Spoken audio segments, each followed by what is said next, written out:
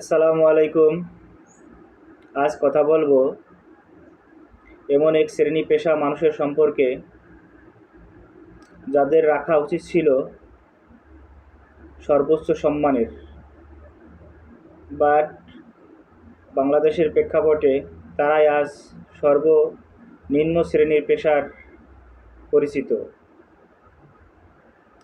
যাদের নেই কোনো আন্দোলন, নেই কোনো সংগ্রাম বা দাবি আদায়ের ডাক। তারা হচ্ছেন আমার দেশের কৃষক। একবার কি ভেবে দেখেছেন, এই কৃষক যদি কোনো উপায় নেই হয়ে যায় তাহলে খাবেন কি? ভাবছেন আমার কাছে টাকা আছে, বিদেশ থেকে বা বাহির থেকে কিনে খাবেন। বিদেশ থেকে নিত্য প্রয়োজনীয় জিনিস ক্রয় করে আনতে যে পরিমাণ আমদানি শুল্ক ভ্যাট পরিশোধ করতে হয়, তাতে নিত্য প্রয়োজনীয় জিনিসের দাম অনেক বেড়ে যায়। তখন ডাক আসে, আন্দোলন আসে, কিভাবে নিত্য প্রয়োজনীয় জিনিসের দাম কমানো যায়। সাধারণ মানুষের পক্ষে চলা অনেক কঠিন হয়ে যায়। আর আমার দেশের কৃষক যখন এই ফসল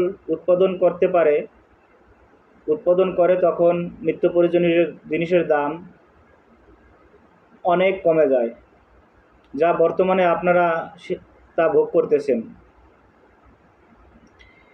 এই কৃষকের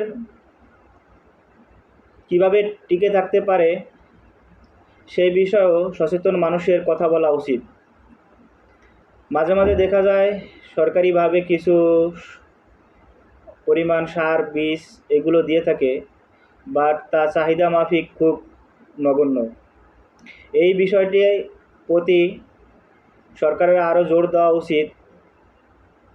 যথেষ্ট পরিমাণের সার, বীজ এবং আরও অন্যান্য সেবা কৃষকদের দেওয়া উচিত। পাশাপাশি কৃষকদের ভাতার ব্যবস্থা করা উচিত।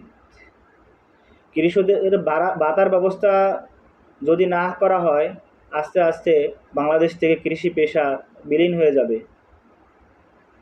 তখন বাংলাদেশের জনগণের পক্ষে নিত্য প্রয়োজনীয় জিনিস ক্রয় করা অনেক মুশকিল হয়ে যায়। তাই কৃষি পেশাকে ছোট না করে এই পেশাকে কিভাবে মর্যাদা ও সম্মান দেওয়া যায় এবং এদের কিভাবে সাপোর্ট দেওয়া যায়, এই বিষয় সকলের কথা বলা উচিত। তাতে শুধু কৃষকেরই স্বার্থ আদায় হবে না, দেশের সকল শ্রেণী পেশা, সকল স্তরের লোকের স্বার্থ আদায় হবে। ধন্যবাদ সবাইকে আমার কথাটুকু শেষ পর্যন্ত শোনার জন্য।